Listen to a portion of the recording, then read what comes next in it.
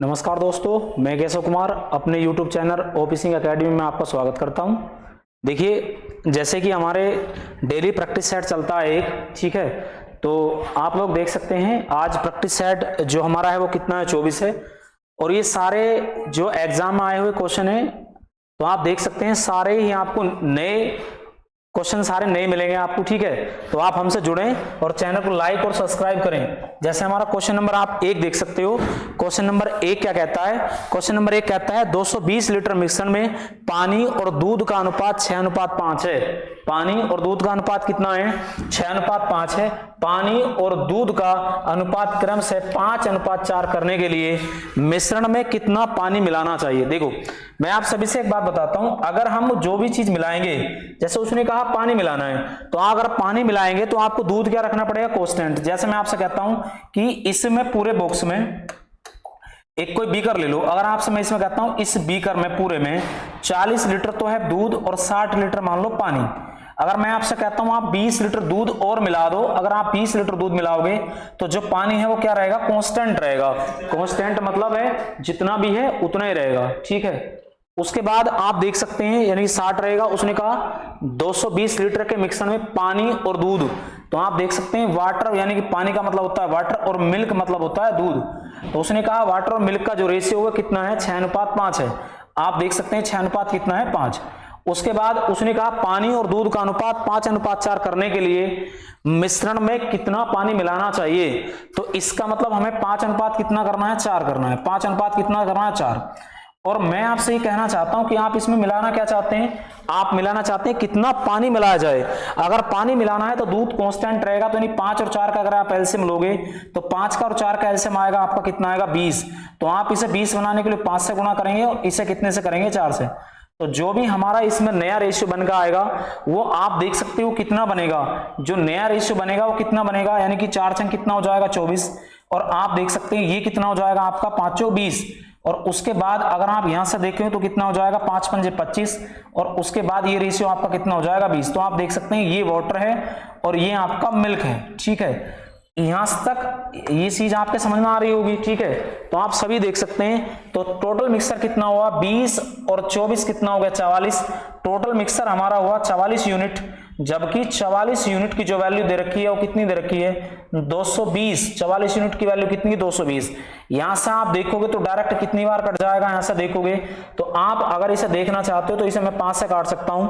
अगर 5 चौक 20 का कितना आएगा? 0। और 5 चौक 20 और 2 कितना हो जाएगा? 22। तो यानी कि ये नंबर आपका कितनी बार कट सकता है? 5 बार कट सकता है। तो उसने कहा कितना पानी मिलाना चाहिए। आप देखो तो यहाँ 24 था पहले, अब कितना हो गया? 25। तो यानी कि 1 यूनिट बढ़ा, जबकि 1 यूनिट की वैल्यू कितनी है आपकी? 5। तो 1 से गुणा कर देंगे तो कितना आएगा? 5।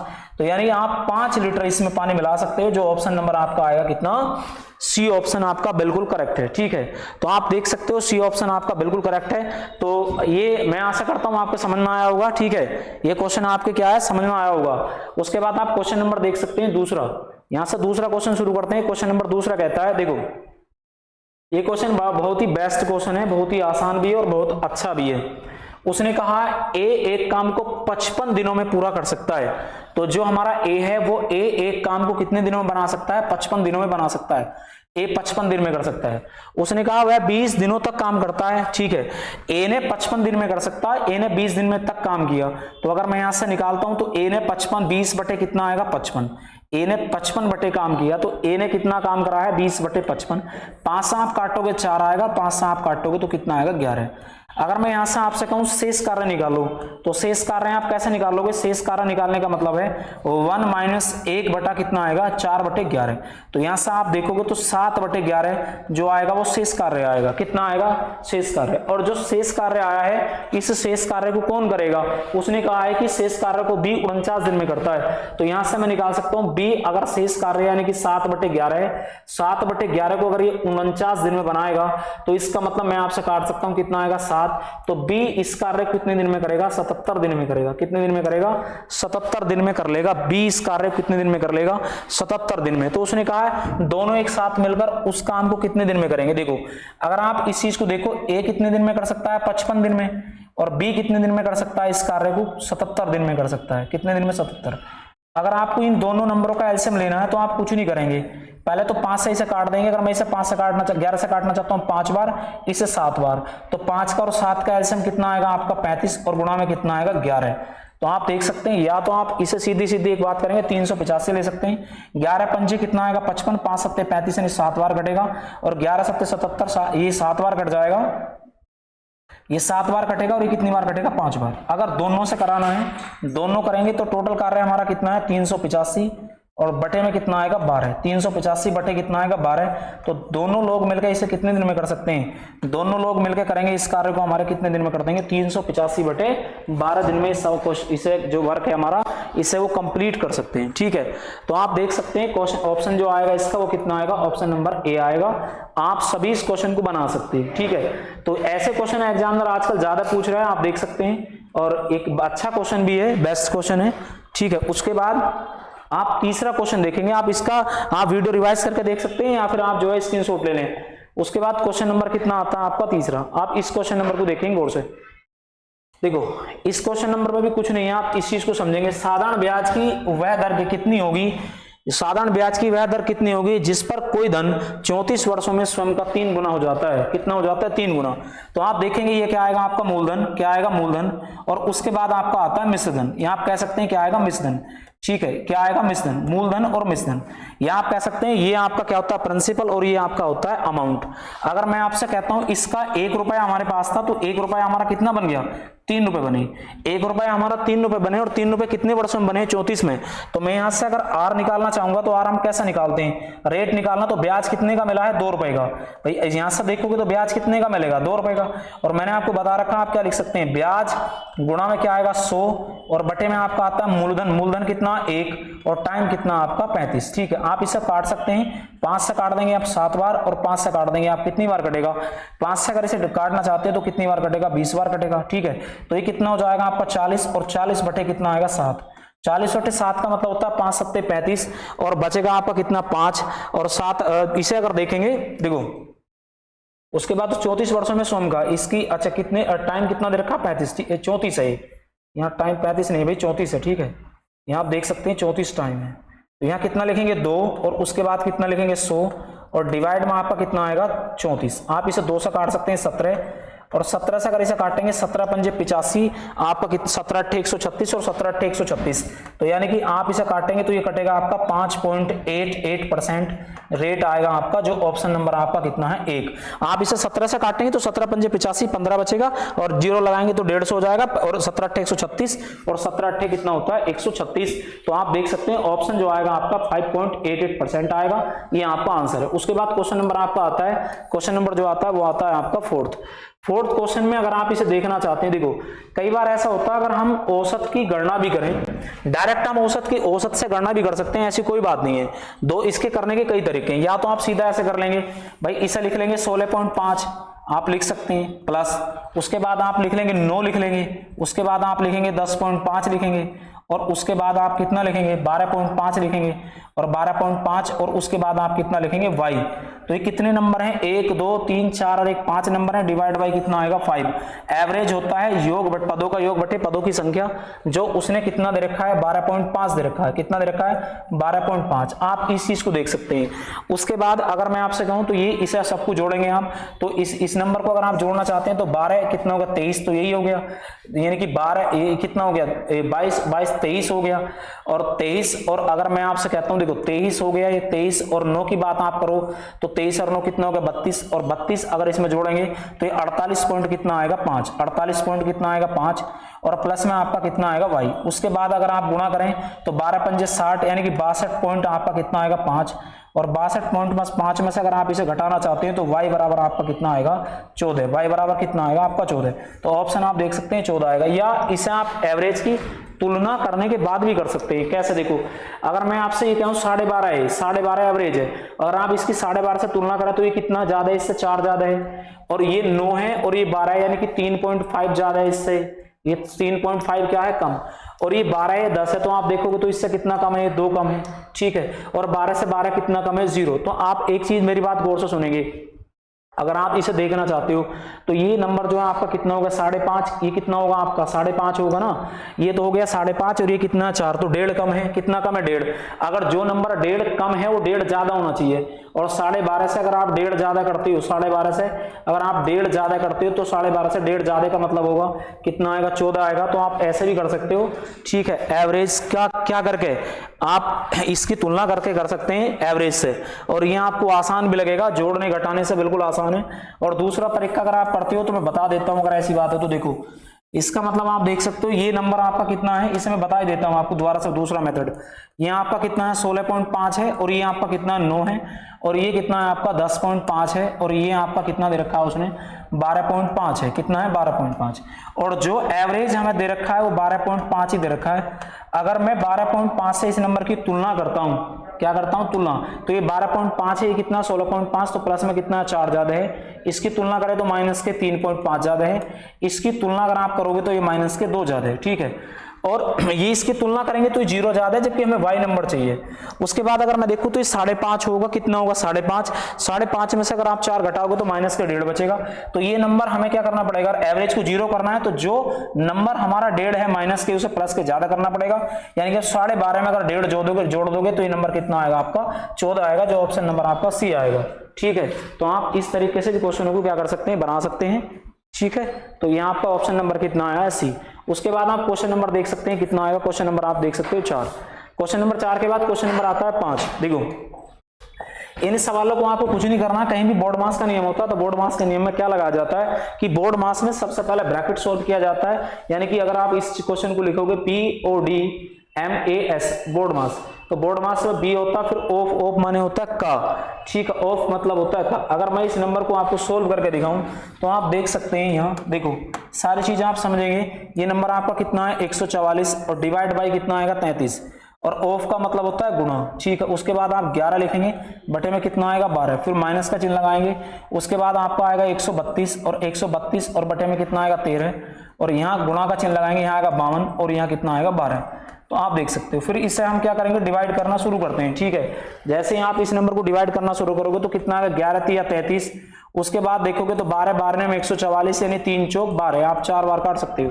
इसे करेंगे 13 चौका 52, और 11 12 होते हैं 132, यानी 11 बार 11 चौक 44, तो ये 4 है माइनस के 44 है, अगर आप इसे घटाओगे तो माइनस के कितना बचेगा 40, जो ऑप्शन नंबर आपका कितना आता है सी, ऑप्शन नंबर कितना है सी। तो ये कितना बचेगा माइनस के 40। उसके बाद आपका क्वेश्चन नंबर कितना आता है, आप देख सकते हो क्वेश्चन नंबर आता है 6। देखो क्वेश्चन नंबर कितना आता है 6।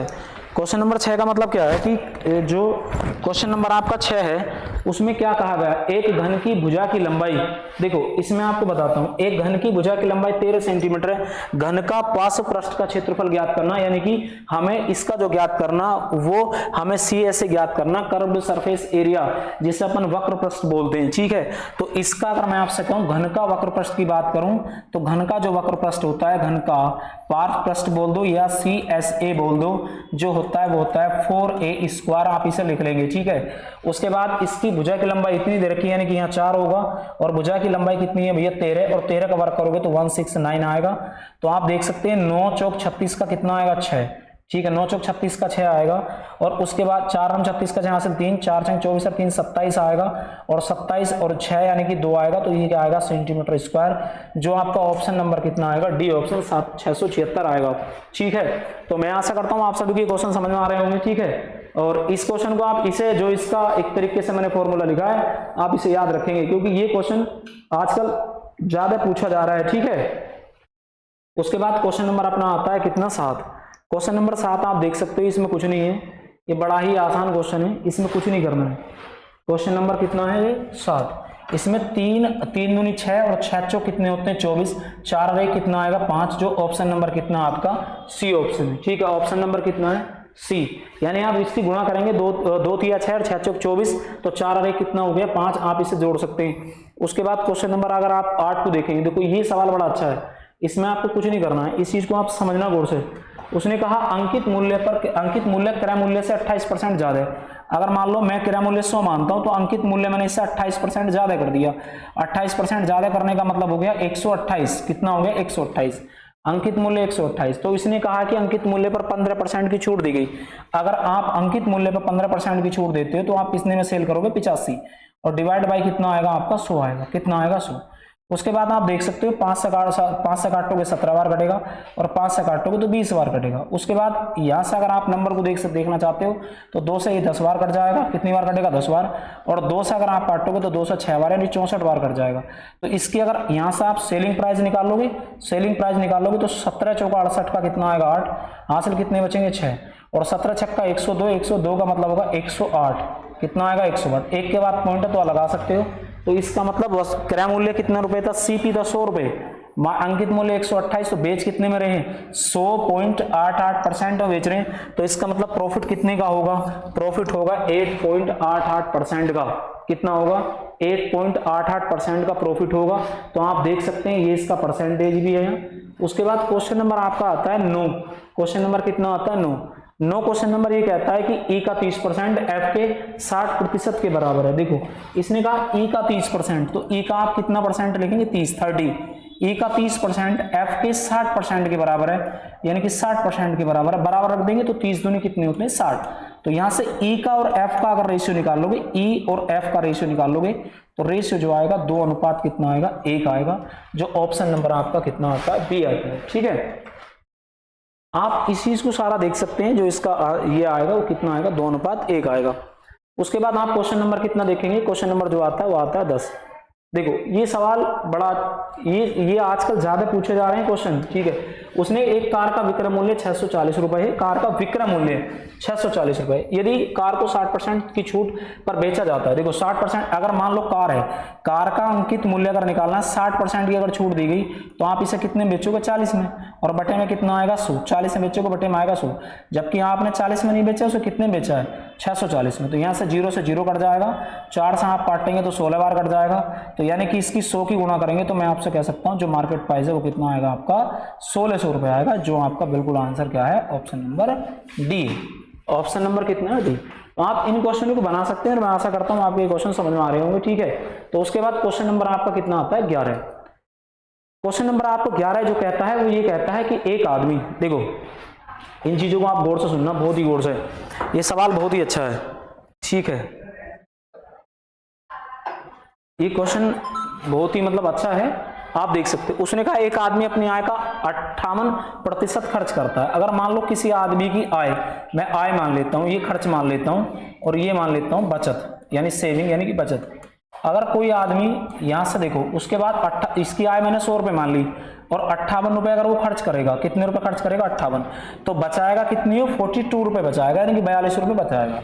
उसने कहा उसकी आय में 30% की वृद्धि होगी। अगर मान लो मैं आपसे कहता हूं 100, देखो ये अगर मैं आपसे कहता हूं 100 है, अगर आप 30% की वृद्धि करोगे तो मेरा कहने का मतलब है आप उसमें 30 रुपए की वृद्धि करोगे, बस जितनी वृद्धि होगी खर्च उसी हिसाब से बढ़ेगा। और उसने कहा व्यय में 25%, अगर आप इसका 25% निकालना चाहते हैं तो 25% निकालने का मतलब होता है, देखो मैं आपको निकाल के दिखा देता हूं, 58 का 25% यानी 1/4, तो आप इसे काटेंगे 4 ही करना 4, 8 4 चौक 16, और ऐसे एक काम करना मैं आपको बताता हूँ, 4 ही करना 4 18 हो गया, तो 4 ही करना 4 हो जाएगा, एक कितना बचेगा 18 हो जाएगा, 4 चौक 16, 4 चौक 16 और बचा 2, 4 पंजे 20, यानी 14 पॉइंट कितना आएगा 8। तो यहां से देखोगे तो 14 पॉइंट कितना आएगा 5, ये आएगा।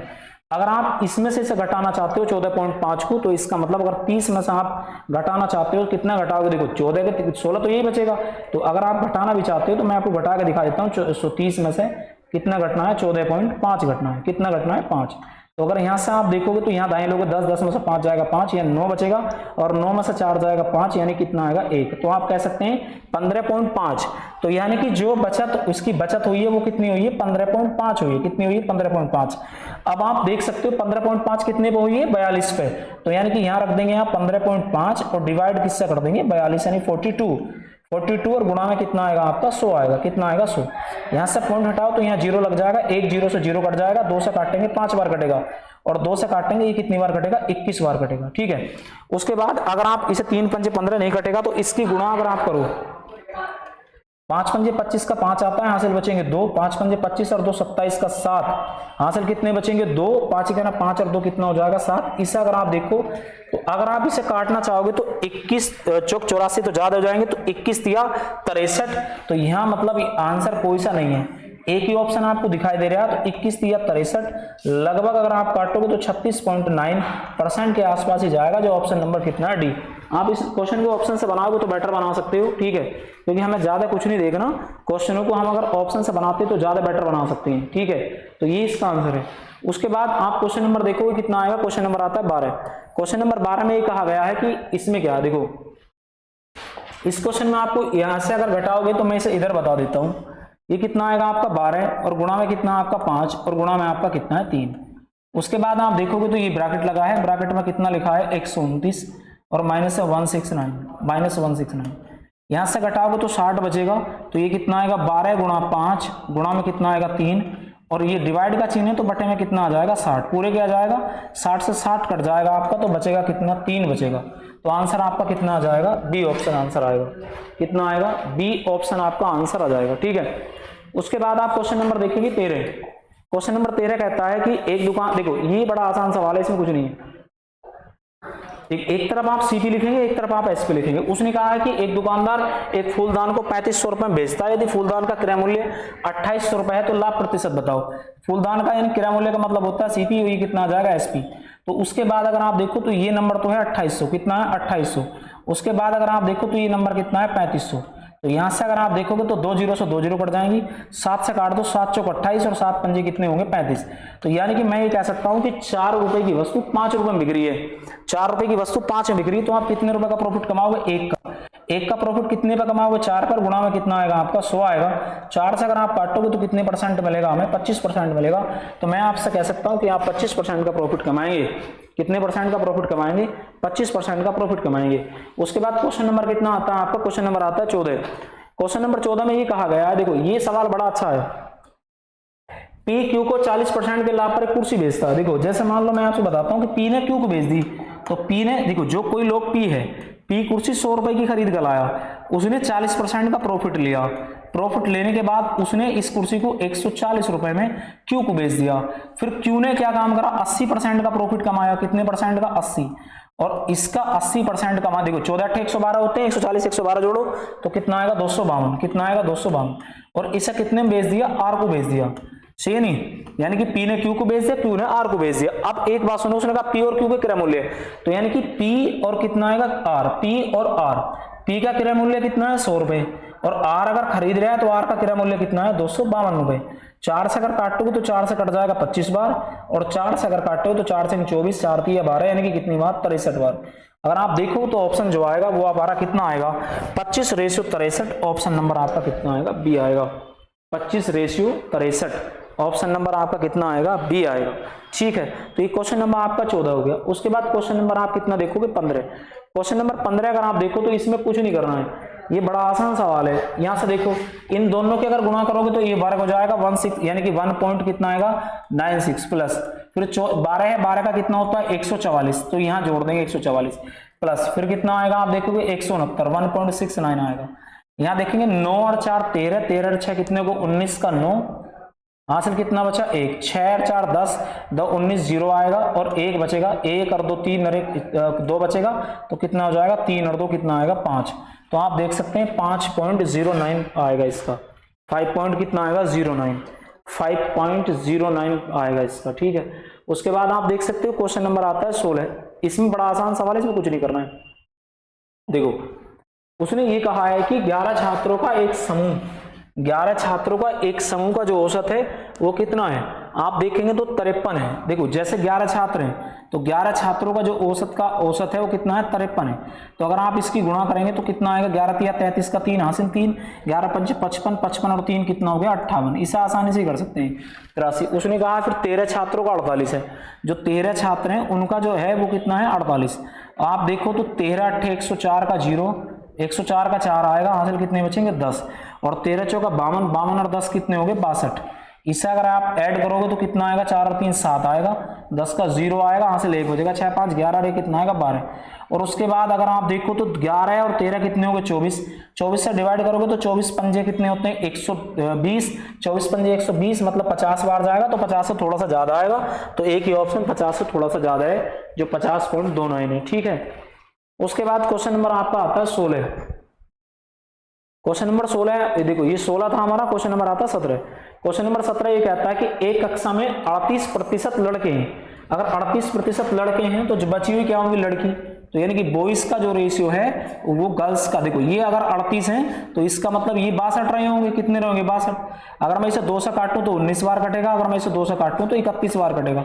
जबकि उसने कहा कि लड़कियों की जो संख्या वो 31 ना होगा, 31 ही है, तो यहाँ 1 गुना हो जाएगा। तो इसका मतलब लड़कों की संख्या का 1 गुना कर दो तो ये कितना आएगा, 19 ही आएगा। जो ऑप्शन नंबर आपका कितना आता है, सी आता है।